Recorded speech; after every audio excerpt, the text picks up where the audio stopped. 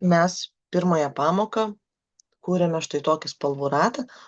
Paprastai klasikiniame spalvų rate čia į centrą jos šviesėja, o į kraštus tamsėja. Aš dabar su visom spalvom neisiu, nueisiu tik tai su pagrindinėmis spalvomis į vieną ir į kitą pusę. Galima iš tikrųjų, jeigu norite, galite su visom spalvom pažaisti, o aš imu tik šitas 3. Dabar daugelį akvarelių galima rasti baltą spalvą, bet jeigu taip atvirai, aš beveik niekada jos nenaudoju. Tai akvarelėje mes nebaltinam su balta, galim kur nors kamputyje pasidėti visas spalvas, kas atsitiktų, jeigu mes geltoną baltintume su balta.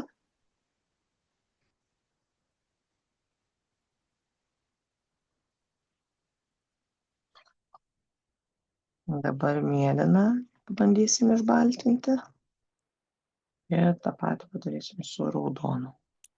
Tapo gerokai panašiau į guašą negu į akvarelę. Sutirštėjo labai tos spalvos. O dabar padarykime tą patį, tik akvarelę šviesinam su vandeniu, nes paprastai, tradiciškai, akvarelė visada yra šviesinama ne baltinant, o tiesiog skiedžiant. Ir kuo daugiau vandens, tuo šviesesnė išeina spalva. Ir jeigu noriu dar šviesiau, aš tiesiog įdedu dar daugiau vandens. Ir jeigu norėčiau dar šviesiau, tiesiog įdėčiau dar daugiau vandens, bet pasidariau labai mažą ratuką, tai aš darysiu tik 2 žingsniukus. Čia gali būti labai labai daug žingsnių nuo šviesiausios iki tamsiausios.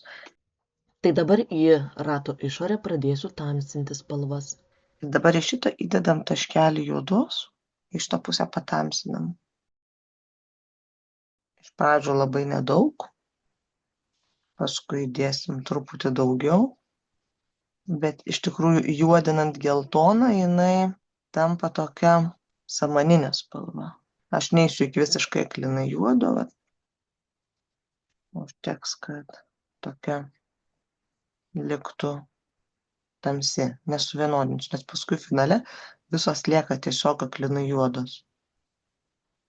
Ta patį pasidarykim su kitom ir pasižiūrėkim, kas išeina, jeigu mes šviesinam mėlyną spalvą šitą, ne su balta, nes šito atspalvis toksai lyg žalsvesnis, truputį skiriasi. Ir čia skiriasi per šviečiamumas. Aš čia dar šalia šito padarysiu, kad mums skirtųsi, kas yra, jeigu mes skiedžiam akvarelę su vandeniu. Ir jeigu mes skiedžiame su vandeniu, tai mes iš pradžių gauname šviesesnę mėlyną ir galime vis po lašelį vandens pridėti, kol mūsų ta mėlyna taps visai vos matoma. Aš kaip ir su geltona darau tiesiog 2 žingsnius, truputį pašviesinu ir smarkiai pašviesinu. Ir tada į kitą pusę pradedam tamsinti. Ir šiaip paprastai aš su juoda labai rekomenduoju atsargiai, nes juoda tada, kai jinai yra sumaišyta su kitom spalvom, tai jinai gali sukurti labai gražių atspalvių. O tada, kai ant piešinio dedate tokią gana aklinai juodą, tai jinai mums gali užmūrsinti truputį piešinį. Visada rekomenduoju juodą šiek tiek pasimaišyti ir pasikeisti. Šitame įraše gal nelabai matosi, aš vėliau pabandysiu priartinti ir parodyti, kaip atrodo, kaip skiriasi šita ir šita juoda. Ir dabar išbandykime tą patį su raudona. Galim iš arti pažvelgti. Geltona su juoda keliauja tokios link žalsvos samaninės. Mėlyna labai tamsi indigo tampa. Jeigu dar tamsintume, vis tiek būtų juoda, bet jinai turėtų tą tokį mėlyną atspalvį. O raudona, va tokio tamsaus baklažano tamsėjimas atsiranda. Tai jeigu jūs norite kažką savo piešiny nupiešti tamsaus, tarkim, įsivaizduokim, kad čia yra citrina kažkokia.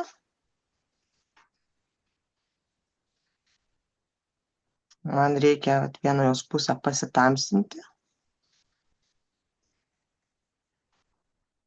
Liekam vieną pusę šviesą, o kitą pusę truputį noriu pasitamsinti.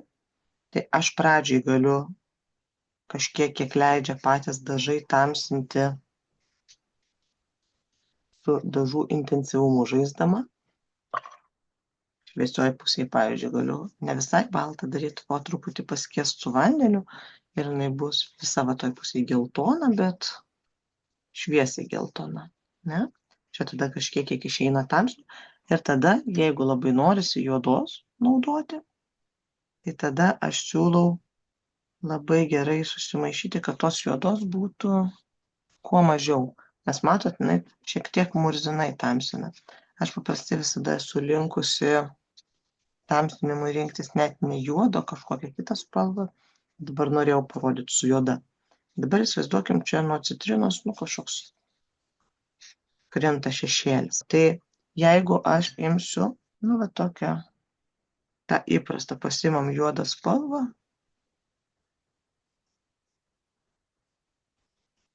mums yra įprasta, kad pasimam ir pats tamsinam juodą spalvą. Bet žymiai yra įdomiau, jeigu mes į tą juodą spalvą įdedam kažko kito. Pavyzdžiui, aš noriu pašaldyti šešėlį, aš įdedu mėlyno. Ir kai pamaišau su mėlynu, visai kitokį atspalvį įgauna. Jeigu noriu, galiu tą šešėlį kažkokį daryti, įsidėjus truputėlį raudonos spalvos, aš vėl gausiu kažkokį kitokį įspūdį. Galiu ne tiek pilkai, kiek pavyzdžiui violetinės truputėlį įdėti ir pasidaryti tą šešėlį tokį šaltai violetinį. Tai visada rekomenduoju juodą spalvą naudoti ne visai gryną, su kažkokiu kitu atspalviu pamaišant. Nes visai grynai juoda spalva, jinai labai dažnai numurzina piešinį. Tamsinti galima nebūtinai vien tik tai su juoda. Jeigu aš turiu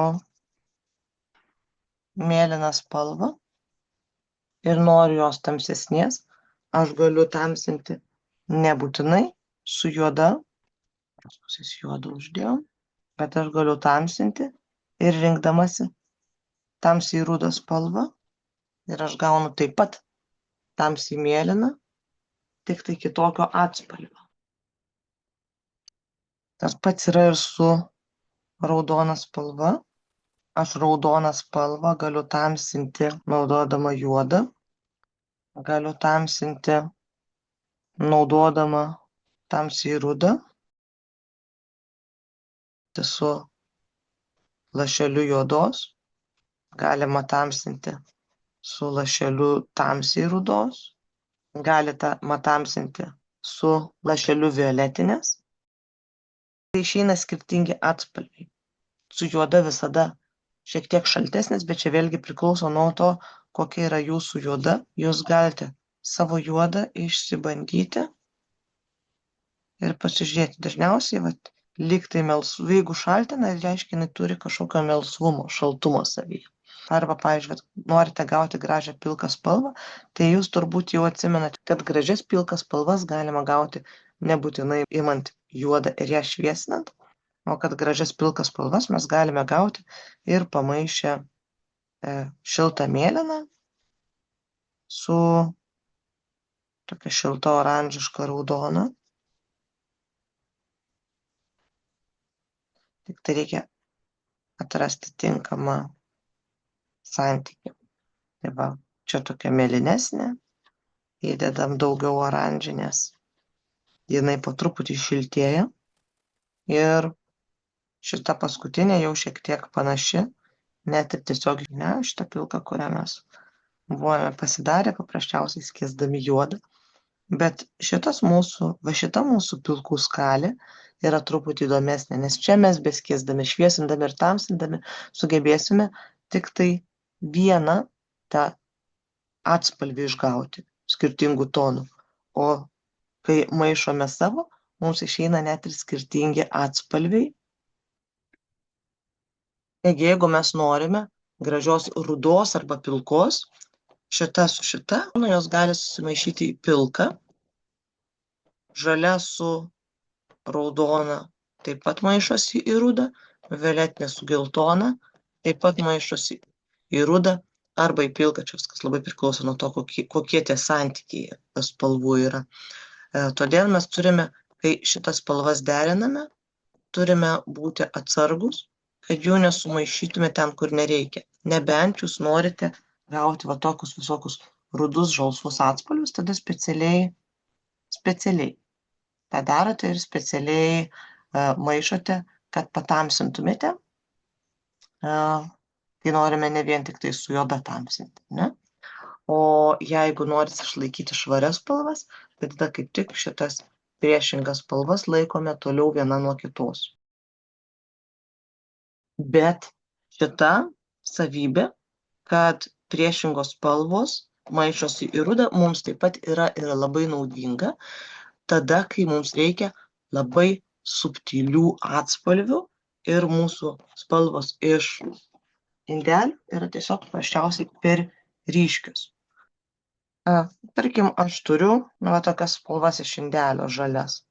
Pavyzdžiui, turiu tokią žalią ir noriu, kad jinai man būtų labiau panaši į tokią gamtišką žolės žalią. Tai aš galiu arba įdėti truputėlį lašelį raudonos ir toje pusėje man pasidaro ta žalia tokia subtilesnė. Arba aš galiu į tą žalią įdėti lašelį, pavyzdžiui, rudos ir vėlgi sušildyti tą spalvą. Dabar, kai mes bandome prislopinti spalvas, mums yra svarbu nemaišyti dideliais kiekiais. Jei, sakysim, jeigu aš maišau žalią su raudona, tai žalios bus tiek, o raudonos bus tiek. Tai yra toks kiekis, kuris nenurudins labai, bet tik tai padės maloniai pakeisti atspalvį ir viskas. Jeigu aš turiu mėlyną, kur yra tiesiog tokia labai žydra, tai aš ją taip pat visada galiu prislopinti įvairiais būdais. Lašelis rudos ją patamsina ir taip maloniai sušildo. Galiu truputį daugiau įdėti, kad matytųsi aiškesnis skirtumas. Patamsina ir sušildo. Galiu į tą mėlyną, paaiškinsiu šiek tiek, galiu į tą mėlyną dėti ir lašelį oranžinės, pavyzdžiui. Jisai veikia panašiai kaip ruda, toks pasidaro malonesnis atspalvis. Arba galiu dėti truputėlį smėlinės. Bet su smėlinė atsargiai, nes per daug smėlinės gali paversti į žalią. Jeigu per daug smėlinės įdedu, jisai žaliuoja ir pažaliuoja. Tai jeigu nereikia labai žalios, o reikia tik tai, kad būtų šiek tiek subtilesnis atspalvis, tai dedame lašelį rudos arba lašelį oranžinės geriausia. Tas pats su mano violetinė. Dažniausiai violetinės būna tokios labai jau nesubtilios. Ir jeigu man reikia, kažkokio temstančio dangaus arba jau kažkokios tokios jokios prietemos, keliaujančius į pilkumą ar panašiai, aš galiu įsidėti lašelį geltonos, labai nedaug, tiek, kad man labai neišmurcintų tos violetinės, bet sukurtų tokį prislopintos spalvos įspūdį, kad ta spalva nebebūtų rėkianti. Čia, pavyzdžiui, kur daugiau įdėjau, tada ta vieta parudavo, bet kitoj pusėje jinai taip aprimo. Galima ir bandyti prislopinti, tiesiog paraudoninant su šilta raudona, nes šalta raudona Violetinė taip raudonins, bet ryškins.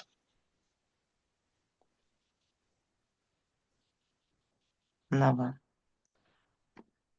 O jeigu dėsim šiltą raudoną, jinai truputį prislopins.